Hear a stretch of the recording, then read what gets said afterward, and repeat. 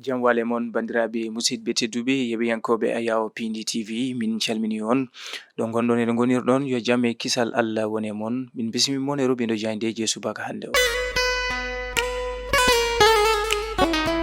altine nogasi ɗiɗi lewru juillet 2024 puɗortoɗen ruɓindo jandeji koye Jande le Soleil. Jande le Soleil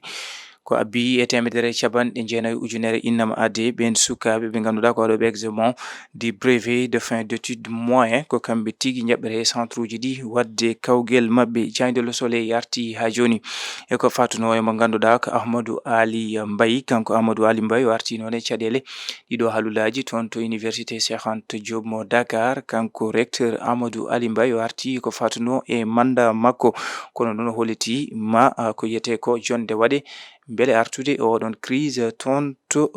université Cheikh Anta Diop mo Dakar.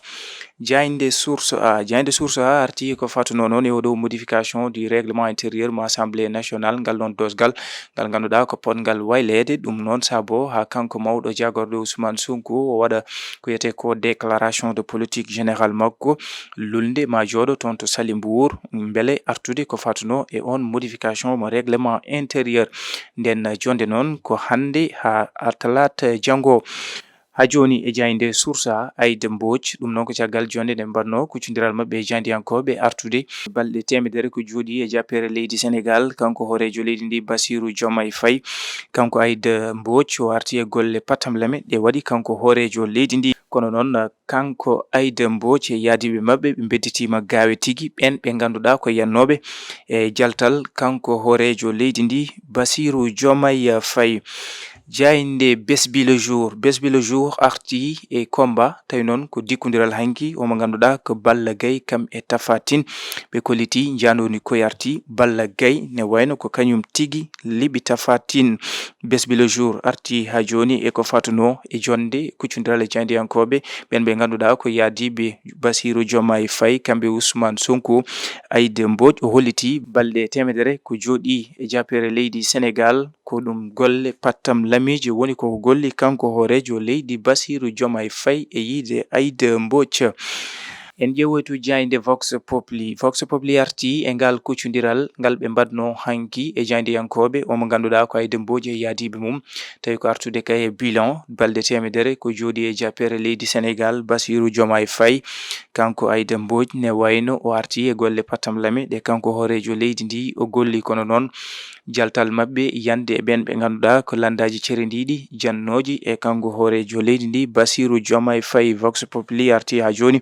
e ko fatuno e dikkodiral hanki Balla Gaye e Tapha Tine. Jayinde Walf Quotidien ɓe garti ɓe mbi Dakar Abidjan au bord de la crise diplomatique. ɗum noon ko caggal nde omo ganduɗa ko nulaɗo suudu sardeji Guy Marius Sagna felbodiri e toon to parlement mo CEDEAO goto ɓe ganduɗa ko sardiyankoɓe ɓe leydi Côte d'Ivoire. Jayinde Walf Quotidien arti ha joni ko fatuno e jonde nden ɓen ɓe ganduɗa ko yaadiɓe Diomaye kamɓe Ousmane Sonko joɗima tawi ko artude e balɗe temedere ɗe o jooɗi e jappere leydi Sénégal. Ƴeewoyen Jande Les Échos ɓe garti e ko fatuno e diwgol ngol rewa lawol omo ganduɗa ko coordonnateur des agropoles. Kanko mo ganduɗa ko Djiby Mbaye Lo o holliti noon état mo leydi Sénégal ngal pellital ƴetti rewani lawol sibu contrat cifodiral hakkude mabɓe haaɗi ko hitande ujunaje ɗiɗi e nogas e jeetati woni 2028.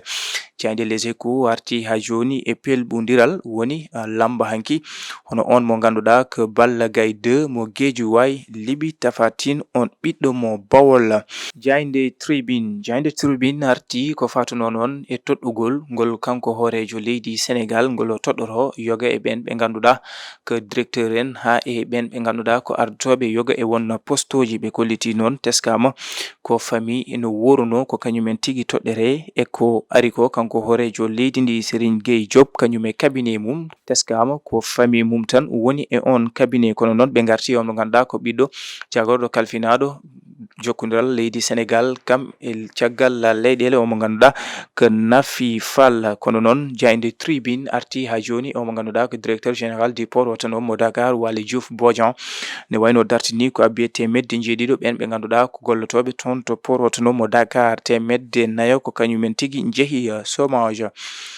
uditen jaynde l'observateur arti e kan haala ha joni kanko horejo leydi ndi e ɗi nomination ji ɗi o toɗɗoro yoga e won postoji teskama noon ɓen ɓe ganduɗa ko famille tigi woni ko tawa hen ɓe ɓuuri ɓanginde natal o mo ganduɗa ko jagorɗo kalfinaɗo leydi Sénégal kami jokkodira hakkude leyɗele woni ministre des affaires étrangères kam e famille mum kono noon omo ganduɗa ko Serigne Gueye Diop. Jayinde l'observateur arti ha joni gam haɓade nden kay kisal bip ne wayno tellimo toon to Wabou Niaye 12 innama ade ko kañumen tigi pawa jungo tawa mayi mabɓe noon huɗo ɗaynoko kame cocaïne hani e kaptorde ɗum noon ko caggal ne ɓe mbaɗi descente toon to Wabou Niaye. Jayinde Sud Quotidien ɓe garti e ko fatuno e ɗeɗo leyɗele tati waɗɓe heɓɓore rendude copreje monnaie commune de l'Alliance des États du Sahel leydi Mali, Burkina Faso kam e Niger fandare mabɓe ko rendinde dole mabɓe beele tigi ɓe mbaɗa copreje mabɓe banggue Sud Quotidien waɗi hen namdal nden heɓɓore so tawi laatimo holko jogori wonde janggo franc CFA. Jayinde enquête arti e ministre des affaires étrangères holliti noon ma wayloji mbatto banggue consulaji kam e ambassade uji o arti noon ko ɓoyata maɓe ƴettu hen pellite kono noon ɓe garti e ko fatuno e consul toon to Paris. Jayinde enquête arti ha joni to wargo toon to Boffa Bayotte ne wayno noon omo ganduɗa ko procès en appel ma uddite e alarba janggo uddirten ko jayinde sunu lamb arti e combat Balla Gaye Tapha Tine ɓe kolliti mbarodi ndi Guédiawaye ne wayno ndin mbarodi de fini tawi noon laati ko hanki dekkodiral makko hakkude makko e Tapha Tine ɗon ɗo kanko Balla Gaye o liɓi Tapha Tine. Bandiraɓe musidɓe tedduɓe rewintoɓe Ayawo Pindi TV ko ɗum woni komin ɗoɓindo mon e roɓindo jayndeji e oɗo altine 22 lewru juillet 2024 adi men ko talata janggo so hawre welede Allah.